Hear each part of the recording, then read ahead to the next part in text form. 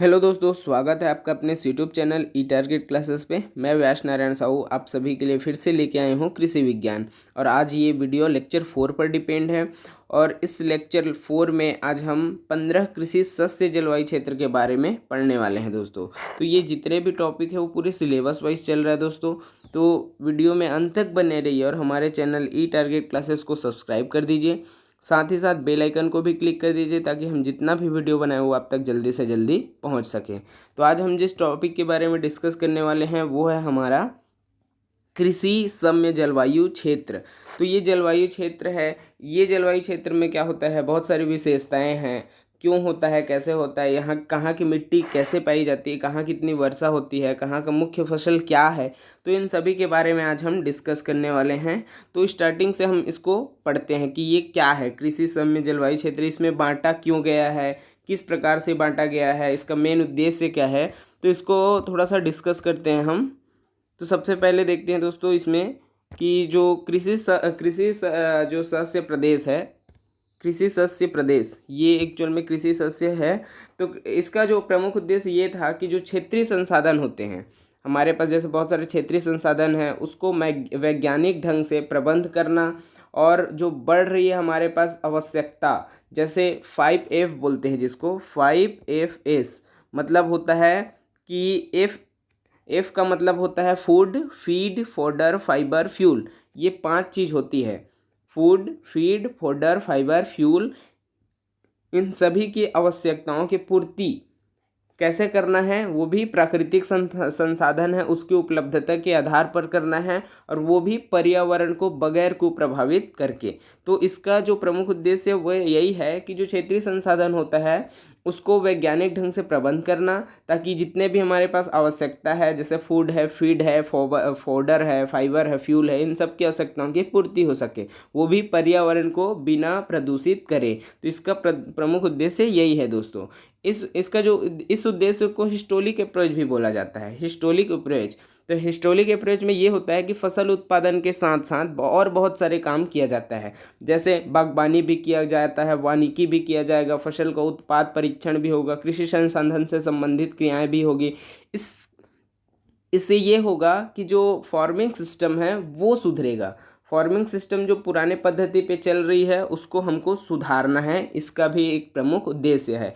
तो इसके आधार पर क्या होगा, जो ग्रामीण क्षेत्र है वहाँ की आमदनी भी बढ़ेगी, क्षेत्र में जितने भी विभिन्नताएं पाई जाती है वो भी सुधरेगा। तो इस प्रकार इस कृषि सम्य प्रदेश को जलवायु क्षेत्र में बांटा गया है। इस एक और उद्देश्य है इसका कि जो उत्पादक है उसमें अधिक शुद्ध मुनाफा प्राप्त होगा, और राष्ट्रीय स्तर पर मुख्य जो उपयोगी वस्तु है उसकी मांग बढ़ेगी, उपलब्धता बढ़ेगी, समय का संतुलन बढ़ेगा। इस प्रकार से ये जो कृषि जलवायु क्षेत्र है उसको 15 भागों में डिवाइड किया गया है। ध्यान में रखिए, 15 भागों में। 15 भाग में सबसे पहले हम देखते हैं इसमें कौन सा है। तो पहला भाग जो है जम्मू कश्मीर, हिमाचल प्रदेश, उत्तराखंड, इसको पश्चिमी हिमालयन क्षेत्र बोलते हैं। सबसे पहले ध्यान में रखिए, इसको बोलते हैं पश्चिमी हिमालयन क्षेत्र। मैं एक बार इंडिया का जो मैप है वो ड्रॉ कर देता हूँ, उसके आधार पर थोड़ा सा हम डिस्कस कर लेंगे। तो इसमें देखते हैं इंडिया का, जैसे ड्रॉ कर लेते हैं थोड़ा सा।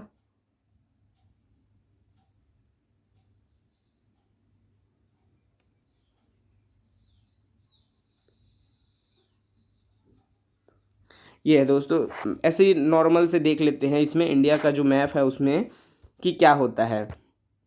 तो देखिए, जो पश्चिमी हिमालयन क्षेत्र है, पश्चिमी हिमालयन क्षेत्र जो कि जम्मू कश्मीर से रिलेटेड है, तो ये वाला जो एरिया है वो पश्चिमी हिमालयन क्षेत्र है, जो कि पहला है। जम्मू कश्मीर, हिमाचल प्रदेश, उत्तराखंड, ये सब आता है। दूसरा आता है पूर्वी हिमालयन। तो ये जो पूर्वी हिमालयन है वो ये है, तो सेकेंड नंबर का ये आएगा। तीसरा आएगा निचला गंगा का मैदानी भाग। तो ये पार्ट हो जाएगा हमारा ये वाला पार्ट जहाँ पश्चिम बंगाल स्थित है। चौथा हो जाएगा मध्य गंगा, पांचवा हो जाएगा ऊपरी गंगा, छठवा हो जाएगा पार गंगा। उसके बाद सातवां जो है पूर्वी पठार हो जाएगा, ये यहाँ पर पूर्वी पठार हो जाएगा। आठवां जो है मध्य पठारी हो जाएगा। नौवां जो है पश्चिमी हो जाएगा, ये यहाँ पर हो जाएगा पश्चिमी पठारी। 10वां जो है दक्षिणी पठार हो जाएगा, मतलब ये नीचे वाला एरिया 10वां हो जाएगा। 11वां जो है पूर्वी तटी हो जाएगा, तो पूर्वी तटी ये वाला पार्ट हो जाएगा आपका। उसके बाद जो 12वां है पश्चिमी तटी, तो पश्चिमी तटी हमारा ये वाला भाग होता है। फिर आ जाता है गुजरात का मैदान, तो गुजरात का मैदान ये वाला पार्ट हो जाएगा 13वां नंबर। और 14वां नंबर क्या हो जाएगा, पश्चिमी सूखा क्षेत्र बोला जाता है इसको, जहाँ राजस्थान जो राज्य है वो स्थित है। और जो 15वां है वो इंडिया से बाहर है, जिधर क्या है हमारा ये प्रायद्वीपीय क्षेत्र के भाग में बोला जाता है, जैसे जहाँ द्वीप है। तो इस प्रकार से इसको बांटा गया है। तो इस बांटने के आधार पर हम सीधा संबंधित राज्य देखेंगे और कहाँ की फसल क्या और कैसे होती है वो देखने वाले हैं दोस्तों। तो चलिए स्टार्ट करते हैं इसमें से। तो पहला जो है जम्मू कश्मीर, पहला जो पार्ट है मैं बताया था पश्चिमी हिमालयन क्षेत्र बोलते हैं, जिससे संबंधित राज्य जम्मू कश्मीर, हिमाचल प्रदेश ये सभी रहते हैं, उत्तराखंड ये भी है। तो यहाँ की जो वर्षा है वो 165 से 2000 मिलीमीटर तक हो सकती है। यहाँ की जो वर्षा है वो 165 से 2000 मिलीमीटर। जलवायु जो है ठंडी शुष्क से नम होती है, जलवायु ठंडी शुष्क से नम होती है। मृदा जो है भूरी पहाड़ी है, अलुवियल जो है अलुवियल है, जिसको जलोढ़ मिट्टी भी बोला जाता है, और जलोढ़ मिट्टी सबसे उपजाऊ मिट्टी है, ये भी हम पढ़ चुके हैं। तो इसकी जो मुख्य फसल है गेहूं, मक्का, चावल, आलू, लीची ये सभी है। दूसरा है हमारा सेकेंड पार्ट को क्या बोलते हैं, पूर्वी हिमालय क्षेत्र। तो पूर्वी हिमालय क्षेत्र में कौन कौन सा एरिया आएगा, असम, सिक्किम, पश्चिम बंगाल और जितने भी पूर्वी राज्य है वो सभी आएगा। तो इसका जो वर्षा का क्षेत्र है, वर्षा का एरिया है वो 1840 से 3528 mm तक होती है। अर्ध नम से नम होती है। यहाँ भी जलोढ़ मिट्टी, दोमट मिट्टी, लाल बलुई मिट्टी ये सब पहाड़ी मिट्टी भी पाई जाती है। इसका जो प्रमुख फसल है वो चावल, मक्का, जूट, सरसों ये सब है। तीसरा जो एरिया है उसको निचला गंगा का मैदान बोलते हैं, निचला गंगा का मैदान। और ये निचले गंगा के मैदान में ही पश्चिम बंगाल स्थित है। यहाँ जो वर्षा है 1302 से 1607 mm तक हो सकती है। गीली अर्धनग्न से सूर्य अर्धनग्न में जाती है। लाल पीली डेल्टालिक जलोढ़ मिट्टी, दोमट मिट्टी बनता है। ये डेल्टालिक इसलिए है क्योंकि जो पश्चिम बंगाल में सुंदरबन का डेल्टा है, जिसकी वजह से ही डेल्टालिक जलोढ़ मिट्टी का निर्माण होता है। और यहाँ का जो मुख्य फसल है चावल, जूट, गेहूँ, सरसों ये सभी है। हमारा जो चौथा पार्ट है वो है मध्य गंगा का मैदान, ये वाला पार्ट है हमारा। तो मध्य गंगा के मैदान में उत्तर प्रदेश, बिहार, झारखंड और उत्तरी भाग स्थित है। 1211 से 1470 mm वर्षा होती है। यहाँ जो मिट्टी है वो भी जलोढ़ मिट्टी है। चावल, गेहूँ, मक्का के लिए ये फेमस है।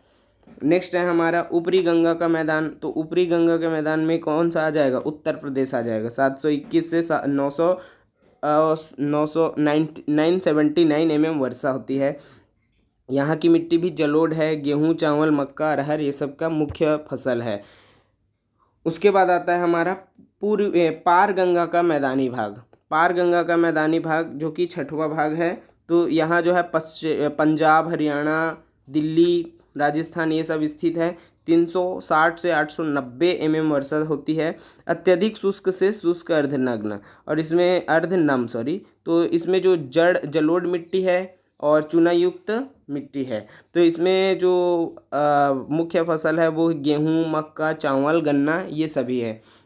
उसके बाद है हमारा पूर्वी पठार एवं पर्वतीय क्षेत्र। तो ये पूर्वी पठार जिसमें महाराष्ट्र, उत्तर प्रदेश, झारखंड ये सभी आते हैं। इसमें गीली अर्धनम होता है, लाल बलुई मिट्टी है, लाल पीली मिट्टी है। इसका जो मुख्य फसल है वो चावल, गेहूँ, मक्का, रागी है।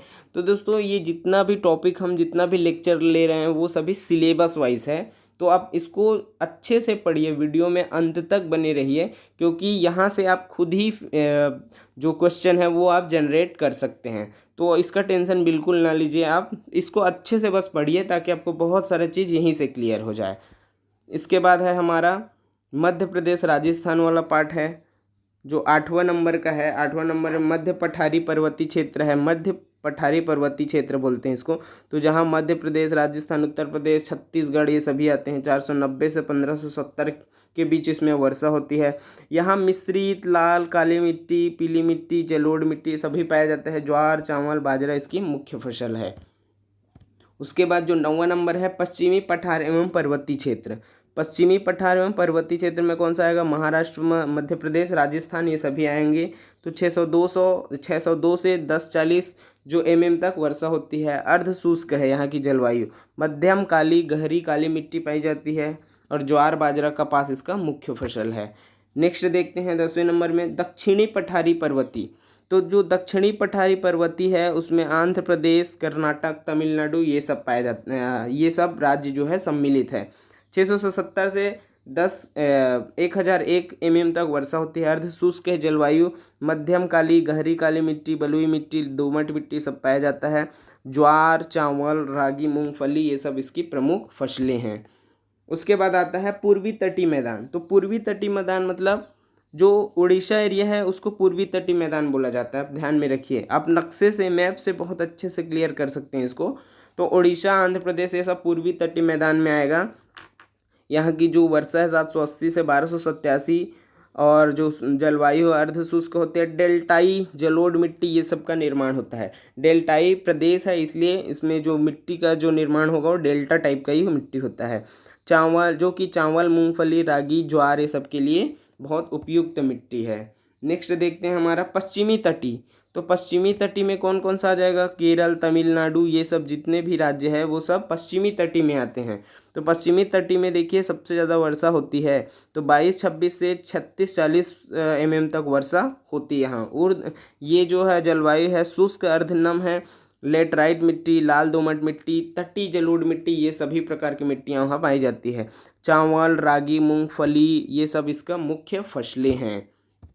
नेक्स्ट देखते हैं गुजराती मैदान। तो गुजराती मैदान में देखिए इसका जो मेन जो सम्मिलित राज्य है वो है गुजरात आ जाएगा। 340 से 1793 तक वर्षा होती है। शुष्क से शुष्क अर्धनम।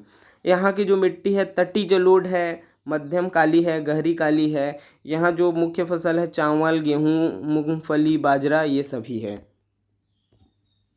नेक्स्ट है हमारा पश्चिमी सूखा क्षेत्र। तो पश्चिमी सूखा क्षेत्र में कौन आएगा, राजस्थान आता है। पश्चिमी सूखा क्षेत्र में राजस्थान है। इसका जो जलवायु है शुष्क से शुष्क होता है और जो वर्षा है 395 तक हो सकती है। मशरूम, इसका जो मिट्टी है वो भूरी काली मिट्टी होगा। जो मुख्य फसलें हैं बाजरा, चना, गेहूँ, सरसों ये मुख्य फसलें हैं। और इसके बाद जो लास्ट हमारा जलवायु क्षेत्र है वो है अंडमान निकोबार, जिसको हम बोलते हैं प्रायद्वीपीय क्षेत्र भी बोलते हैं।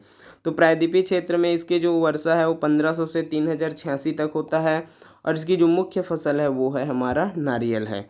तो दोस्तों आज के लिए बस इतना ही। और इसके बाद हम लेक्चर 5 बनाने वाले हैं। लेक्चर 5 में जो टॉपिक है वो दूसरा रहेगा। तो इसके बाद जितने भी टॉपिक है पूरे सिलेबस वाइज हम धीरे धीरे करके कवर करेंगे दोस्तों। तो वीडियो में हमारे साथ हमेशा बने रहिए, हमारे साथ ऐसे ही पढ़ते रहिए और हमारे चैनल ई टारगेट क्लासेस को सब्सक्राइब कर दीजिए। ज़्यादा वीडियो अच्छा लगे तो ज़्यादा से ज़्यादा लाइक कीजिए, शेयर कीजिए और हमारे जो चैनल ई टारगेट क्लासेस है उसको सब्सक्राइब करना ना भूलें। Thank you.